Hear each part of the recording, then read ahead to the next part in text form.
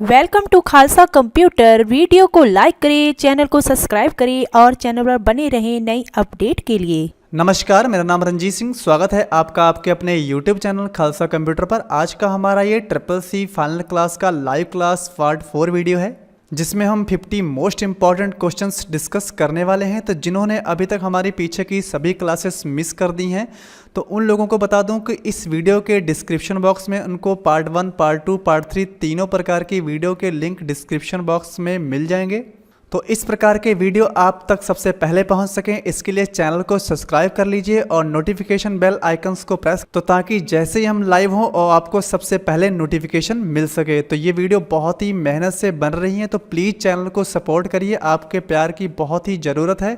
तो चैनल को please subscribe जरूर कर लें, और वीडियो अच्छी लगे तो प्लीज़ वीडियो में कमेंट करके भी बताएं और वीडियो को लाइक करके भी जाएँ। तो चलिए वीडियो को शुरू करते हैं। तो फिर से हम triple C final class part 4 में आपको 50 मोस्ट इंपॉर्टेंट क्वेश्चन डिस्कस करके बताने वाले हैं। तो चलिए चलते हैं अपने क्वेश्चंस के ऊपर।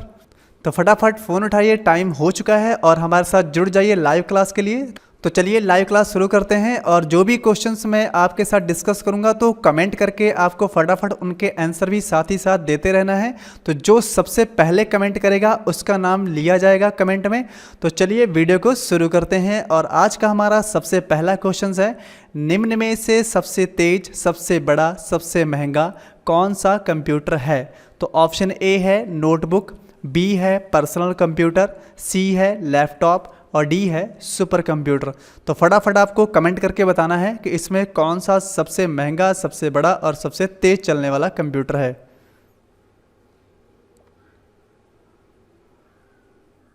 तो इसका सही आंसर है डी। जैसा कि आप जानते हैं कि जो सुपर कंप्यूटर है ये बहुत ही बड़ा कंप्यूटर है, जिसका प्रयोग अंतरिक्ष में खोज के लिए भी प्रयोग किया जाता है, और युद्ध में भी इसका बहुत बड़ा प्रयोग होता है। अगला क्वेश्चन है, इसमें से कौन सा कंप्यूटर हार्डवेयर नहीं है? तो ऑप्शन ए है माउस, बी है प्रिंटर, सी है मॉनिटर, और डी है एक्सेल। तो आपको फटाफट कमेंट करके बताना है इसमें कौन सा आंसर सही है।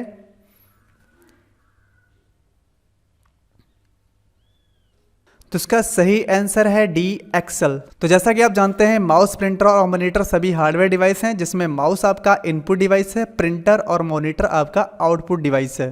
तो इस तरीके से आपका डी आंसर सही है एक्सेल। तो एक्सेल एक एप्लीकेशन सॉफ्टवेयर है जिसमें हम अपनी डाटाबेस शीट्स को तैयार करते हैं। अगला क्वेश्चन है, निम्न में से कौन सा विश्व का पहला लैपटॉप कंप्यूटर बाजार में लाया गया? तो ऑप्शन ए है हैवलेट पैककार्ड, बी है एप्सन, सी है लैपिंग ट्रैवलिंग सॉफ्टवेयर हैंक, और डी है माइक्रोसॉफ्ट। तो फटाफट आपको कमेंट करके बताना है इसमें से कौन सा ऑप्शन सही है।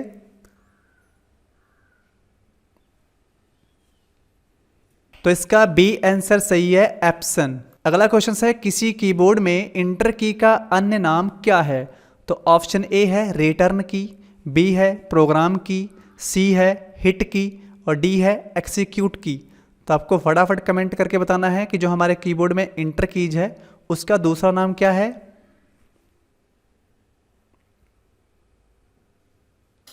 तो इसका डी आंसर सही है एक्सिक्यूट की। तो जो हमारे इंटर कीज है इसका दूसरा नाम एक्सिक्यूट कीज भी कहा जाता है। अगला क्वेश्चन है, कंप्यूटर का मॉनिटर होता है? तो option A storage device, B processing device, C input device, D output device. तो फटाफट कमेंट करके बताना है इसमें से कौन सा आंसर सही है।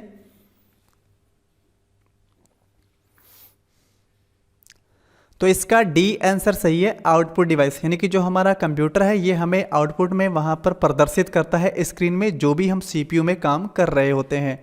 स्टोरेज डिवाइस में आपकी मेमोरीज यानी हार्ड डिस्क और रैम आता है, और इनपुट डिवाइस में आपके कीबोर्ड, माउस ये सभी आते हैं, और प्रोसेसिंग डिवाइस में आपका सीपीयू होता है। अगला क्वेश्चन है, कंप्यूटर के आविष्कार से निम्नलिखित में से किसका संबंध है? तो ऑप्शन ए मैकमिलन का, बी रंगाभासम का, सी एडिसन का, डी बैलेज का। तो फटाफट आपको बताना है इसमें से कौन सा ऑप्शन सही है।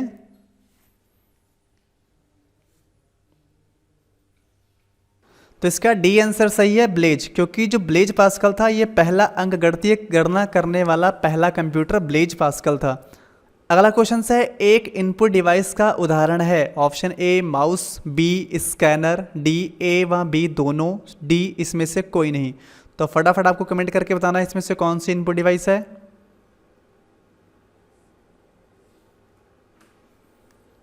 तो इसका सी आंसर सही है, ए व बी दोनों, क्योंकि माउस भी एक इनपुट डिवाइस है और स्कैनर भी एक इनपुट डिवाइस है। तो माउस को पॉइंटिंग डिवाइस के नाम से भी जाना जाता है। माउस में हमारे पास दो बटन होते हैं, लेफ्ट क्लिक और राइट क्लिक, और बीच में एक स्क्रॉल बटन के नाम से हमारे पास तीसरा बटन भी होता है, लेकिन सामान्यतः दो बटन माने जाते हैं माउस में, लेफ्ट क्लिक और राइट क्लिक।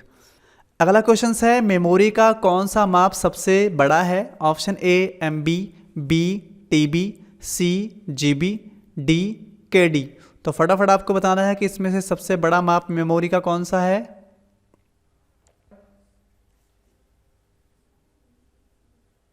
तो इसका सही आंसर है बी TB। TB का पूरा नाम होता है टेराबाइट, और यहाँ पर MB फॉर मेगाबाइट और GB फॉर गीगाबाइट, और यहाँ KD ये तो रॉन्ग है। तो यहाँ पर GB से बड़ा TB होता है, क्योंकि 1000 GB के बराबर 1 TB होता है। अगला क्वेश्चन है, निम्न में से कौन सा सर्च इंजन नहीं है? तो option A Google, B AltaVista, C science direct, D और क्रोम। तो फटाफट आपको बताना है इसमें से कौन सा आंसर सही है।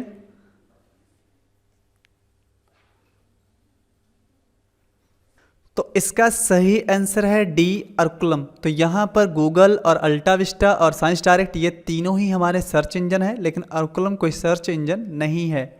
अगला क्वेश्चन है, कंप्यूटर बंद होने पर कंटेंट नष्ट हो जाते हैं? ऑप्शन ए स्टोरेज से, बी इनपुट से, सी आउटपुट से, डी रैम से। तो आपको फटाफट बताना है इसमें कमेंट करके कौन सा आंसर सही है।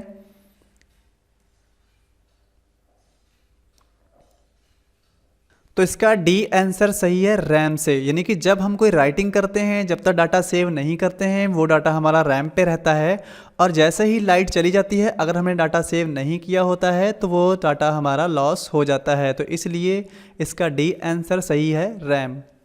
अगला क्वेश्चन है, कंप्यूटर में विंडो एक प्रकार है? ऑप्शन ए सॉफ्टवेयर का, बी हार्डवेयर का, सी दोनों का, डी किसी का नहीं। तो फटाफट आपको कमेंट करके बताना है कौन सा आंसर सही है।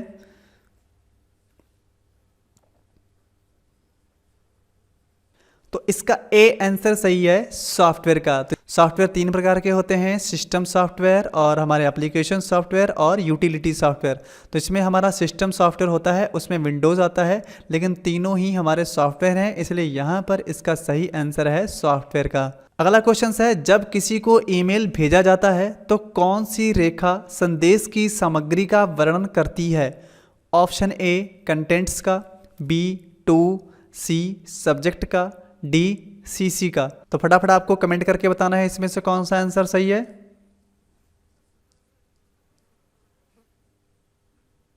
तो इसका सी आंसर सही है, सब्जेक्ट। तो जो भी आप संदेश भेज रहे हैं, तो सब्जेक्ट से ही पता चलता है कि वो संदेश जो आप भेज रहे हैं उसका संबंध किससे है।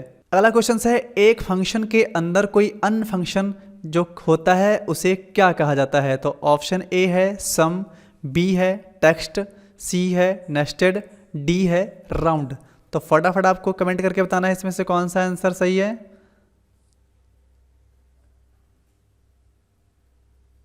तो इसका सी आंसर सही है, नेस्टेड। अगला क्वेश्चन है, डॉट डॉट एक इंटरप्रेटर नहीं है? Option A CGI, B Java, C HTML, D HTTP। तो फटाफट आपको बताना है कौन सा इंटरप्रेटर नहीं है।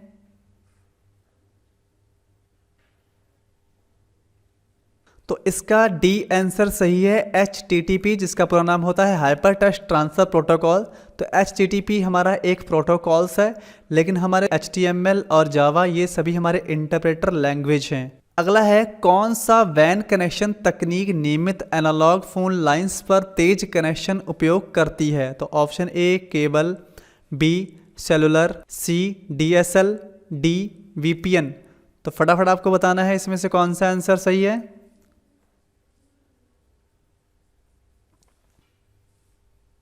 तो इसका सी आंसर सही है, DSL, जिसका पूरा नाम होता है डिजिटल सब्सक्राइबर लाइन।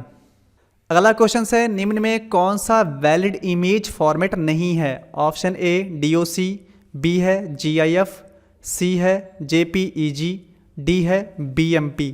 तो फटाफट आपको बताना है इसमें कमेंट करके कौन सा ऑप्शन सही है।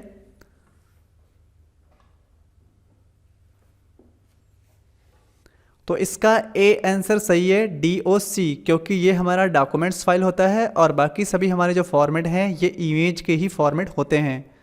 अगला क्वेश्चन है टेलनेट है, तो आपको यहाँ पे टेलनेट का फुल फॉर्म बताना है। Option A terminal network, B telephone network, C telecommunication network, D terrestrial network. तो फटाफट आपको कमेंट करके बताना है कि इसमें से कौन सा ऑप्शन सही है।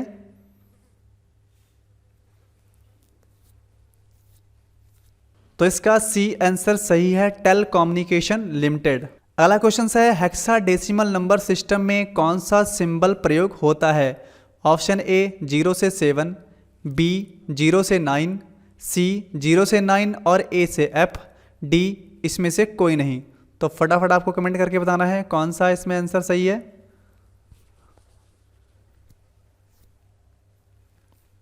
तो इसका सी आंसर सही है, 0 से 9 और ए से F, और इसका जो बेस होता है वो होता है 16। तो थोड़ा सा आपको मैं नंबर सिस्टम के बारे में बता देता हूं। तो जो नंबर सिस्टम होते हैं वो 4 प्रकार के होते हैं, जिसमें पहला आपका होता है बाइनरी नंबर सिस्टम, दूसरा होता है डेसिमल नंबर सिस्टम, तीसरा होता है आपका ऑक्टल नंबर सिस्टम और चौथा होता है हेक्साडेसिमल नंबर सिस्टम। तो जो बाइनरी नंबर सिस्टम होता है उसका बेस होता है 2 और उसे लिखा जाता है 0 और 1 में, और जो हमारा डेसिमल नंबर सिस्टम होता है उसका बेस होता है 10 और उसे लिखा जाता है 0 से 9 तक, यानी कि 0 1 2 3 4 5 6 7 8 9 इस तरीके से, जो यहाँ पे बी ऑप्शन में दिया गया है। और जो आपका ऑक्टल नंबर सिस्टम होता है वो उसका बेस होता है 8 और वो लिखा जाता है 0 से 7 तक, यानी 0 1 2 3 4 5 6 7। और जो आपका हेक्साडेसिमल सिस्टम होता है उसका बेस होता है 16, यानी उसे 0 से लेकर 9 और ए से लेकर F तक लिखा जाता है, यानी 0 से 9 तक आपके 10 डिजिट्स ये हो गए और A B C D E F आपके 6 यहाँ पर ये हो गए।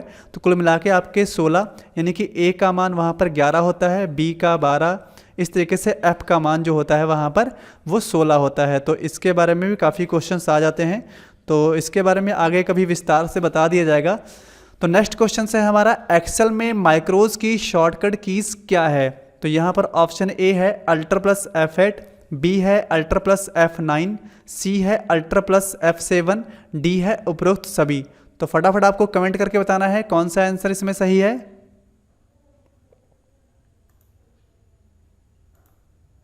तो इसका सही आंसर है ए Alt+F8। तो माइक्रोज की सहायता से आप डाटा को रिकॉर्ड कर सकते हैं और जहाँ चाहें वहाँ पे रन कर सकते हैं, और इसका शॉर्टकट यहाँ पे आपको बता ही दिया गया है, Alt+F8 होता है।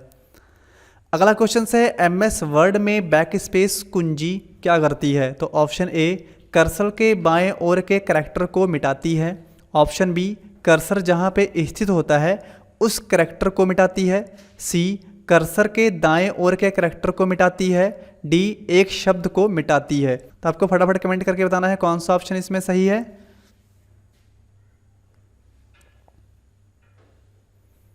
तो इसका सही आंसर है ए। तो जो आपका बैक स्पेस होता है वो आपके कर्सर के बाएं तरफ जो भी होता है, यानी कि जैसे हमारा कर्सर यहाँ पे है तो इसके इधर वाला जितना भी बाएं लिखा होगा वो सब मिटा देगा। अगर आप डिलीट कीज प्रेस करते हैं तो आपके इस कर्सर के मान लीजिए इधर जो कुछ लिखा है यानी दाहिनी तरफ जो लिखा है वो मिटा देगा। तो इस तरीके से दोनों तरीके से क्वेश्चन आ सकता है, तो आपको ध्यान रखना है। अगला क्वेश्चन है लोटस पर बनी फाइल का एक्सटेंशंस नेम क्या है। तो option A DOS, B 123, C XLS, D WKL। तो फटाफट आपको कमेंट करके बताना है कौन सा आंसर सही है।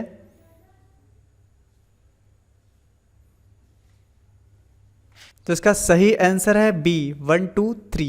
अगला क्वेश्चन है फाइल को प्राप्त करने या संग्रहित करने में किसका उपयोग होता है। Option A FTP, B DNS, C WAIS, D NFS। तो फटाफट आपको बताना है कौन सा ऑप्शन इसमें सही है।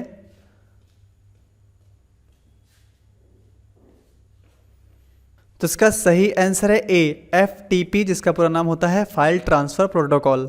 अगला क्वेश्चन है बैंक किस पर ब्याज देता है। ऑप्शन ए डिपॉजिट पर, बी लोन्स पर, C both deposit and loans दोनों पर, डी नन ऑफ दीज। तो फटाफट आपको कमेंट करके बताना है कौन सा आंसर इसमें सही है।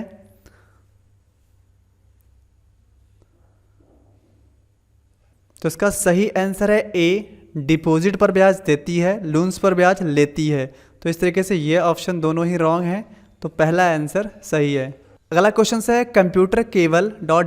के साथ कार्य करके डाटा को सूचना में संशोधित करता है? ऑप्शन ए अक्षर, बी शब्द, सी संख्या, डी मल्टीमीडिया। तो फटाफट आपको कमेंट करके बताना है कौन सा ऑप्शन सही है इसमें।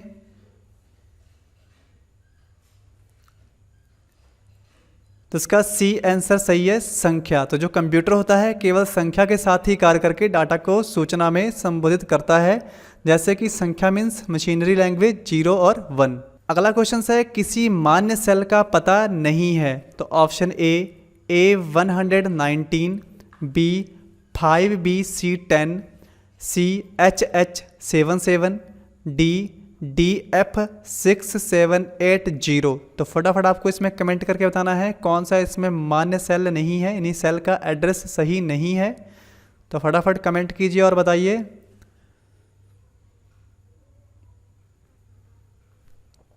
तो इसका बी आंसर सही है, FBC10। तो ये जो है ये वैध पता नहीं है, मतलब ये बिल्कुल भी सही नहीं है, क्योंकि आप जैसे यहाँ पे कैल्क में आते हैं तो यहाँ पर आप किसी भी सेल पे अगर क्लिक करते हैं तो आप यहाँ पे जानते हैं कि पहले कॉलम का नाम उसके बाद संख्या होती है। तो यहाँ पर अगर आप इस क्वेश्चन में देखें तो यहाँ पर पहले संख्या लिखी गई है, उसके बाद यहाँ पर कॉलम का नाम लिया गया है। तो इस तरीके से ये बिल्कुल भी वैध नहीं है। अगला क्वेश्चन है वर्ड में जूम का अधिकतम साइज क्या है? Option A 400%, B 500%, C 200%, D 300%। तो आपको कमेंट करके बताना है फटाफट कौन सा आंसर सही है इसमें।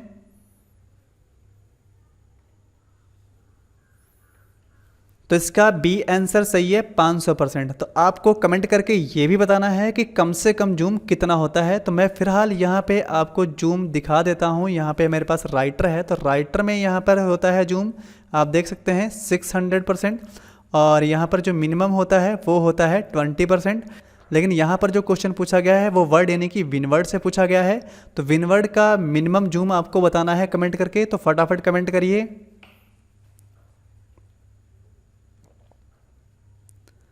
तो चलिए कमेंट में सही बता दिया गया है, किसने बताया है। तो अगला क्वेश्चन है निम्न में कौन सा यूटिलिटी सॉफ्टवेयर है? Option A disk compressions, B MS word, C MS excel, D Windows.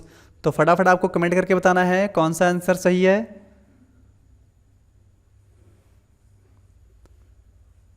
तो इसका ए आंसर सही है, डिस्क कंप्रेशंस, क्योंकि यूटिलिटी सॉफ्टवेयर में यही आता है। जो आपका MS एक्सेल और MS वर्ड है ये आपके एप्लीकेशन सॉफ्टवेयर हैं और विंडोज़ आपका सिस्टम सॉफ्टवेयर है। अगला क्वेश्चन है स्लाइड हाइपरलिंक इंसर्ट करने का शॉर्टकट कीज क्या है? ऑप्शन ए Ctrl+H, बी है Ctrl+K, सी है Ctrl+D और डी है हाइपरलिंक इंसर्ट नहीं किया जा सकता है। तो फटाफट आपको कमेंट करके बताना है कौन सा आंसर सही है। तो इसका सही आंसर है बी Ctrl+K। जैसा कि आप सभी लोग जानते हैं, चाहे आप राइटर में हैं, चाहे कैल्क में हैं, चाहे इम्प्रेस में हैं, तो वहाँ पर अगर आपको हाइपरलिंक लगाना है तो यहाँ पर आप देख सकते हैं उसका शॉर्टकट Ctrl+K ही होता है। अगला क्वेश्चन है वेब डिजाइनिंग लैंग्वेज है, तो इसमें आपको वेब डिजाइनिंग लैंग्वेज छाटना है। Option A HTML, B Java, C basic, D visual basic. तो आपको फटाफट कमेंट करके बताना है कि वेब को डिजाइन करने के लिए कौन सा लैंग्वेज यूज किया जाता है।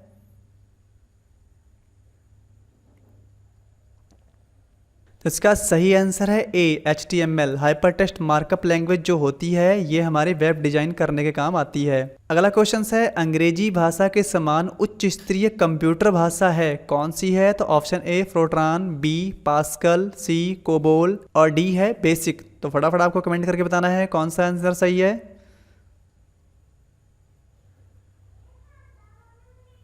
तो इसका सही आंसर है सी कोबोल। तो जो कोबोल है ये उच्च स्तरीय भाषा है, हाई लेवल लैंग्वेज है, क्योंकि लैंग्वेज दो तरीके की होती हैं, low level language, high level language. तो कोबोल आपकी हाई लेवल लैंग्वेज उच्च स्तरीय कंप्यूटर भाषा है और फोर्ट्रान, पास्कल, बेसिक ये आपकी तीनों ही लो लेवल लैंग्वेज हैं। अगला क्वेश्चन है कंप्यूटर भाषा जावा के आविष्कारक कौन है? तो option A IBM, B microsystem, C Sun microsystem और डी है इन्फोसिस्टम। तो फटाफट आपको कमेंट करके बताना है कि जावा के आविष्कारक कौन है।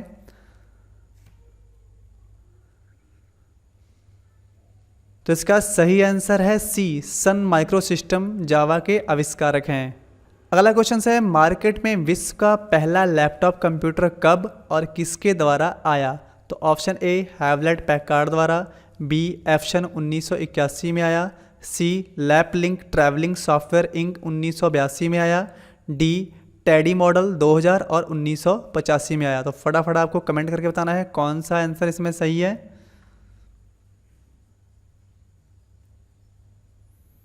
तो इसका बी आंसर सही है, एप्शन, जो 1981 में सबसे पहले बनाया गया। अगला क्वेश्चन है, विंडो को रिफ्रेशिंग करने के लिए कीबोर्ड से आप कौन सा शॉर्टकट कीज प्रेस करेंगे? तो option A F2, B F3, C F4, D F5। तो फटाफट कमेंट करके बताइए कौन सा आंसर सही है।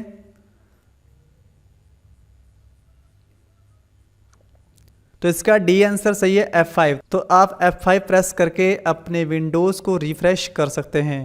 अगला क्वेश्चन है, माउस के दो मानक बटनों के बीच स्थित व्हील बटन जो होता है उसका क्या प्रयोग होता है? ऑप्शन ए वेब पेजों पर क्लिक करना, बी शट डाउन करना, सी सिलेक्टेड आइटमों को क्लिक करना, डी स्क्रॉल करना। तो फटाफट आपको कमेंट करके बताना है कौन सा आंसर सही है।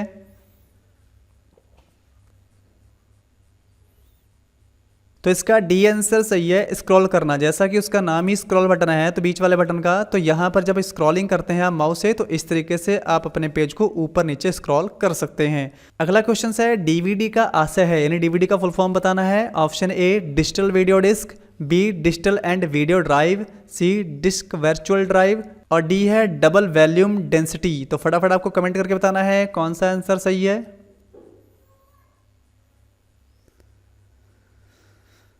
तो इसका ए आंसर सही है, डिजिटल वीडियो डिस्क, और दूसरे तरीके से कहा जाए तो डिजिटल वर्सटाइल डिस्क भी कहा जाता है। तो यहाँ पर ऐसा कोई ऑप्शन ही नहीं था, तो यहाँ पर आपको फिर इसी के ऊपर टिक करना होगा। अगला क्वेश्चन है, वर्ड के किस टैब में हाइपरलिंक कमांड होती है? तो ऑप्शन ए इंसर्ट में, बी होम में, सी व्यू में, डी रेफरेंस में। तो आपको फटाफट कमेंट करके बताना है कि आपके वर्ड में किस मेन्यू के अंतर्गत हाइपरलिंक की कमांड होती है।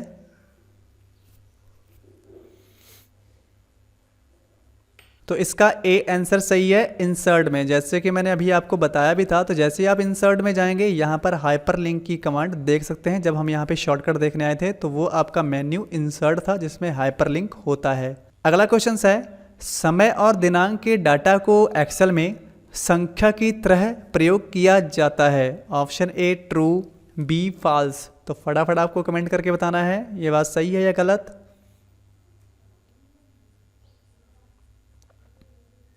तो इसका ए आंसर सही है, ट्रू। जब आप एक्सेल पे यहाँ पे कोई भी करंट डेट लेते हैं तो देखिए यहाँ पर आपको वो संख्या में ही दिखाई पड़ेगी, वहाँ पे वर्ड लिख के नहीं आएंगे, जैसे कि मंडे, जनवरी, ऐसा कुछ नहीं लिख के आएगा। अगला क्वेश्चन है, वेब पेज की भाषा पास्कल होती है। Option A true, B false. तो फटाफट आपको कमेंट करके बताना है सही है या गलत।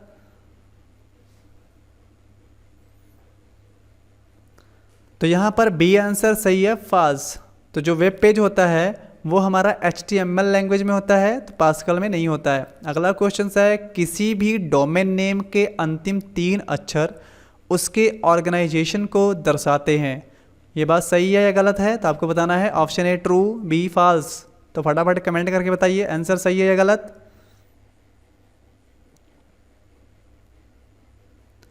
तो इसका ए आंसर सही है, ट्रू। क्योंकि आप सभी जानते हैं जैसे कोई भी वेबसाइट होती है, मान लीजिए यहाँ पे हम एक वेबसाइट का नाम ले लेते हैं इस तरीके से, जैसे upsc.com, कॉम कमर्शियल है, .gov आपने लगा होगा, वो गवर्नमेंट की होती हैं, .org जैसे लिखा होता है कानपुर यूनिवर्सिटी.org, तो वहाँ पर जो org वो ऑर्गेनाइजेशंस है। तो इस तरीके से जो पीछे के 3 अक्षर डॉट के साथ लिखे जाते हैं वो किसी ना किसी ऑर्गेनाइजेशन को बताते हैं कि ये जो वेबसाइट है किससे संबंध रखती है। तो .com कमर्शियल है, ORG आपका ऑर्गेनाइजेशंस है, IN इंडियन है ना। तो इस तरीके से जो पीछे लगे होते हैं डोमेन 3 अक्षर, तो वो आगे की जो वेबसाइट होती है उसके बारे में ही बताते हैं कि ये वेबसाइट कैसी हो सकती है। अगला क्वेश्चन है, MS-DOS एक कमांड लाइन इंटरफेस है। Option true, B false. तो फटाफट आपको बताना है ये आंसर सही है या गलत है।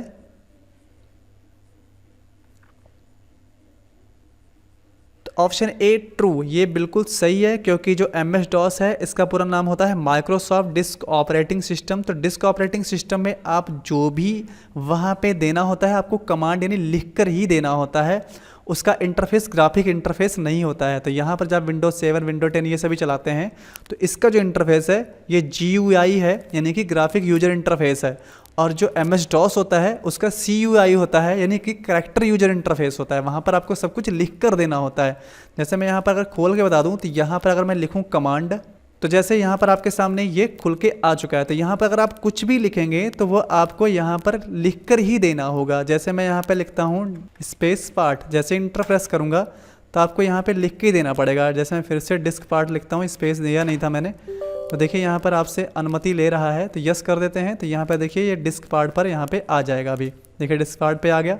अब यहाँ पर आप लिस्ट डिस्क लिखेंगे तो देखिए यहाँ पर आपको आपकी हार्ड डिस्क की डिस्क कौन कौन सी हैं वो आपको यहाँ पे दिखा देगा। तो इस तरीके से यहाँ पर आपको लिखकर ही कमांड देने होते हैं। तो MS DOS जो होता है वो करैक्टर यूजर इंटरफेस होता है। तो ये बात सही है, ट्रू। अगला क्वेश्चन है लाइट पेन एक फोटो सेंसिटिव डिवाइस है। Option A true, B false. तो फटाफट आपको बताना है ये बात सही है या गलत।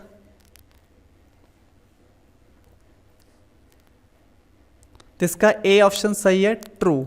तो आप सभी जानते हैं कि जो लाइट पेन होता है उसका काम यही होता है कि जो स्क्रीन हमारी यहाँ पे दिख रही है उसको आप यहाँ पर इस तरीके से गोला, वर्त या डैश जो भी आप यहाँ पे करना चाहें। जैसे मैं ये यहाँ पर फिलहाल इससे कर रहा हूँ, तो अगर आपके पास लाइट पेन है तो आप ऐसे टिक कर सकते हैं स्क्रीन के ऊपर बड़ी आसानी के साथ, है ना। तो इस तरीके से जो लाइट पेन होता है वो फोटो सेंसिटिव डिवाइस होती है। अगला क्वेश्चन है पत्र, पेपर और अन्य दस्तावेज बनाने के लिए किस प्रकार के सॉफ्टवेयर का प्रयोग होता है। तो ऑप्शन ए ऑपरेटिंग सिस्टम का, बी स्प्रेडशीट का, सी डाटाबेस का, डी वर्ड प्रोसेसर का। तो फटाफट आपको कमेंट करके बताना है कि इसमें से कौन सा आंसर सही है।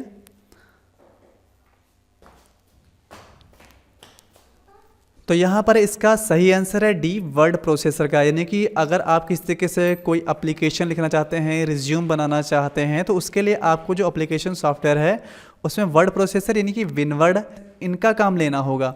और अगर आप कोई सूची बनाना चाहते हैं तो आपको स्प्रेडशीट या डाटाबेस लेना होगा।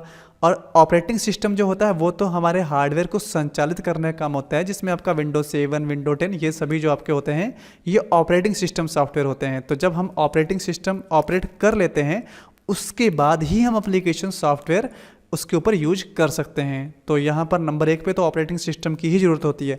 लेकिन फिलहाल यहाँ पर अगर आप कोई एप्लीकेशन, पेपर या किसी तरह के कोई डॉक्यूमेंट्स तैयार करना चाहते हैं तो वहाँ पर आपको वर्ड प्रोसेसर यानी कि विनवर्ड या राइटर की ज़रूरत पड़ेगी। तो इसका डी आंसर सही है। अगला क्वेश्चन है किसी स्लाइड को कैसे स्टॉप किया जा सकता है। तो ऑप्शन ए है एस्केप को प्रेस करने से, बी लेफ्ट एरो को प्रेस करने से, सी डाउन एरो को प्रेस करने से, डी इसमें से कोई नहीं। तो आपको फटाफट कमेंट करके बताना है इसमें कौन सा आंसर सही है।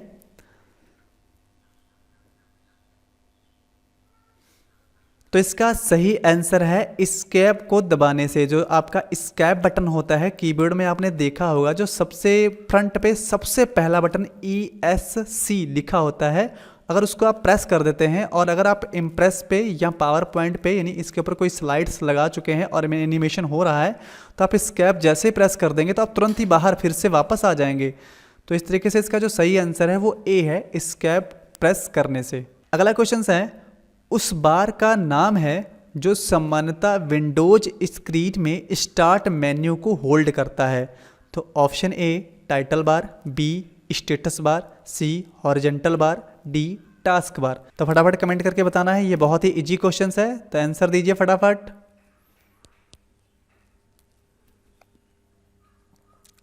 तो इसका डी आंसर सही है, टास्क बार। जैसे आप यहाँ पे देख सकते हैं जो नीचे वाला ये जो बार है इस पूरे बार का नाम है टास्क बार। तो ये जो विंडोज़ बटन यहाँ पे विंडोज़ है तो ये टास्क बार के ऊपर होता है। और यहाँ पर मैं आपको और थोड़ी जानकारी दे दूँ तो इधर का जो एरिया होता है इसे नोटिफिकेशन एरिया बोलते हैं। और नोटिफिकेशन एरिया में भी आपको जैसे date and time, network, sound speaker, mics या किस तरीके से पेन ड्राइव है ना, तो ऐसी जो भी डिवाइस आप लगाते हैं या इस तरह की जो जानकारियां हैं, जैसे डेट एंड टाइम को आपको रीसेट करना है या आपको अपना वाईफाई चेक करना है, तो ये सभी चीज़ें आपको आपके नोटिफिकेशन एरिया से मिलेंगी। लेकिन इसके नीचे वाली जो पूरी पट्टी है इसको टास्क बार ही बोला जाता है और ऊपर की जो पट्टी है उसे टाइटल बार बोला जाता है। इन चीज़ों का आपको ध्यान रखना होगा। अगला क्वेश्चन है, निम्न में कौन सा स्लाइड ट्रांजिशन इफेक्ट है? Option A wipe all over, B dissolve, C bit by bit, D कोई नहीं। तो फटाफट आपको बताना है कौन सा आंसर सही है।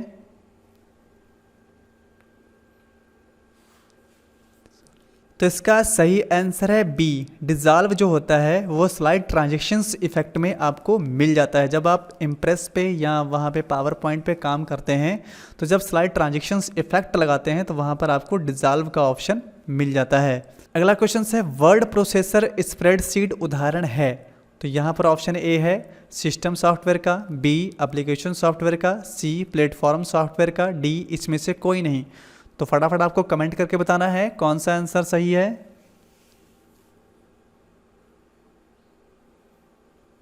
तो इसका बी आंसर सही है, एप्लीकेशन सॉफ्टवेयर। तो इसके बारे में पहले भी डिस्कस कर चुके हैं। जो हमारा विनवर्ड, एक्सेल, पावर पॉइंट ये सभी जो होते हैं ये एप्लीकेशन सॉफ्टवेयर होते हैं और सिस्टम सॉफ्टवेयर विंडोज 7, विंडोज 10 ये सभी हमारे सिस्टम सॉफ्टवेयर होते हैं। तो इसलिए यहाँ पर स्प्रेडशीट प्रोसेसर की बात हो रही है तो ये हमारा एप्लीकेशन सॉफ्टवेयर होता है। अगला क्वेश्चन है, कोबोल क्या है? तो ऑप्शन ए कोयले की राख, बी कंप्यूटर भाषा, सी नई पॉप, डी इसमें से कोई नहीं। तो फटाफट आपको कमेंट करके बताना है कौन सा आंसर सही है। बहुत ही इजी क्वेश्चन है।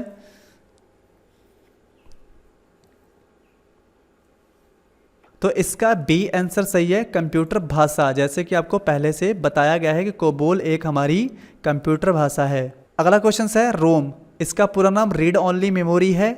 क्या ये बात सही है या गलत? फटाफट आपको कमेंट करके बताना है। तो इसका ए सही है, ये हमारा रीड ओनली मेमोरी ही होता है। अगला क्वेश्चन है, सीपीयू का मुख्य घटक है? Option A control unit, B memory, C arithmetic logic unit, D ये सभी। तो फटाफट आपको कमेंट करके बताना है कौन सा आंसर सही है। तो इसका डी आंसर सही है, ये सभी। तो आप जानते हैं कि सीपीयू में एएलयू, सीयू और मेमोरी तीनों ही जो होते हैं वो सीपीयू के ही भाग होते हैं। इसमें जो हमारा कंट्रोल यूनिट होता है इसका काम ये होता है कि जो भी हम दिशा निर्देश देते हैं अपने कंप्यूटर को उनको नियंत्रित करने का पूरा काम जो होता है वो कंट्रोल यूनिट के पास होता है। और अर्थमेटिक लॉजिक यूनिट जो होता है, जितने भी हम अर्थमेटिक काम करते हैं, कैलकुलेशन वाले काम करते हैं, उसका सारा जो जिम्मेदारी होती है वो एएलयू के पास होती है, यानी अर्थमेटिक लॉजिक यूनिट के पास होती है। और यहाँ पर मेमोरी की बात करें तो मेमोरी तो आप सभी लोग जानते हैं कि जो भी स्टोरेज करने का काम है, डाटा सुरक्षित रखने का काम है, वो सारा किसके पास होता है? मेमोरी के पास। तो इस तरीके से ये तीनों चीज़ें हमारे सीपीयू में पाई जाती हैं और सीपीयू का पूरा नाम होता है सेंट्रल प्रोसेसिंग यूनिट।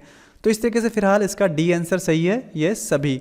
अगला क्वेश्चन है, विंडोज 7 एक GUI पर आधारित ऑपरेटिंग सिस्टम है?